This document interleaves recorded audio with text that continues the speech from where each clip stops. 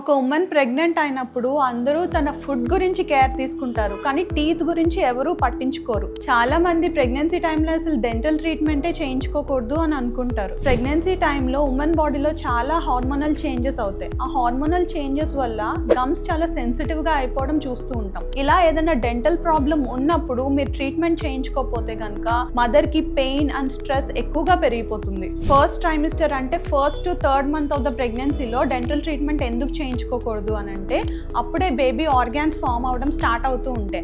ఆ టైంలో unnecessary X-rays కానీ లాంగ్ టర్మ్ డెంటల్ ప్రొసీజర్స్ కానీ లేదు అంటే అన్నెసరీ మెడిసిన్స్ కానీ అంత మంచిది కాదు. మరి డెంటల్ ట్రీట్మెంట్ చేయించుకోవడానికి సేఫెస్ట్ పీరియడ్ ఏంటి అంటే second trimester, that is between 4th month and 6th month.